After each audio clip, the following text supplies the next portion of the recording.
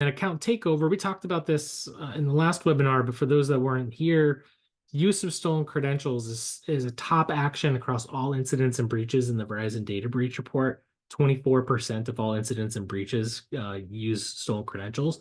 But when we look at basic web app attacks, which is where things like M365 fall into, that number, most of that 24% is actually contained inside of that attack pattern. 77% of basic web app attacks against solutions like M365 are attributed to the use of stolen credentials. MITRE calls this the use of valid accounts, which is T1078.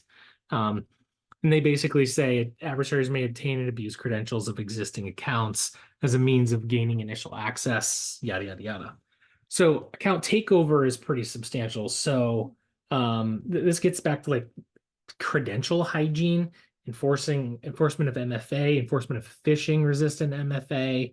So there's a lot of these things that we kind of need to be on the lookout for, right? Are SPF records continuing to function correctly? DKIM, DMARC? What's the world status of lookalike domains? How's the MFA status within our user community? Have there been any recent credential compromises? All of those sorts of things are essential cyber hygiene that can contribute to business email compromise. And so what we've been doing in the background, taking this threat-informed approach, thinking about the various different controls and capabilities that mitigate those TTPs.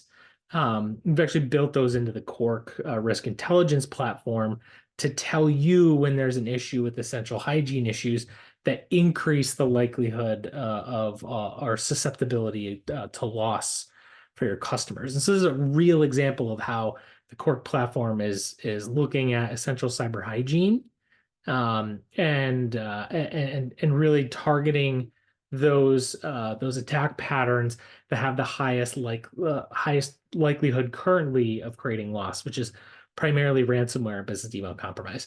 Not going to go into ransomware. We need a whole webinar just to cover that, and probably multiple webinars. But this is a nice contained example to think about how cyber hygiene really can be applied using a threat-informed approach.